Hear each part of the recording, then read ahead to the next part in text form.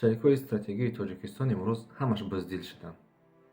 Ҳамаи ҳамон давлатҳои ҳамсояву давлатҳои наздике, ки созмони Шанхай доранд, созмони ОДКБ доранд, дигар намуд созмонҳо доранд, имрӯз ҳамаш буздиланд.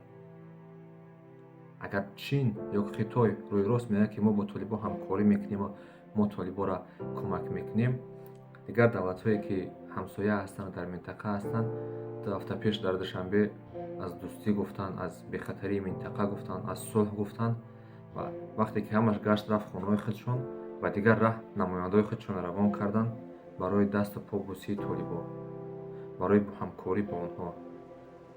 имрӯз Тоҷикистон на ин ки шарики стратегӣ надорад, дар бараш баръакс, шарикҳои стратегие ки буданд имрӯз дар тарафи душман ҳастанд. Русие ки худша абарқудраттарин давлат мегирад, имрӯз ба ҷои оне ки аз Тоҷикистон ҳифз кунад, муҳофизат кунад, зеро сарбозони ин бадбахтҳо дар Тоҷикистон ҳастанд. Калонтарин хушкигарди русҳо дар Тоҷикистон аст. Лекин имрӯз инҳо ба ҷои оне ки Толиборо нагузоранд ё ки ягон тарс битиҳанд, пешниҳод карданд, ки Тоҷикистон бо ҳукумати Толибо сари миз бишинанд. худшон дар давлати худшон Толиборо қабул надоранд, лекин бо онҳо ҳамкорӣ карда шиштанд. имрӯз аз тарси Толибо наметавонанд, ки аз ҳуқуқҳои давлатҳое, ки дар созмонҳои ҳамино ҳастанд, ҳимоят кунанд.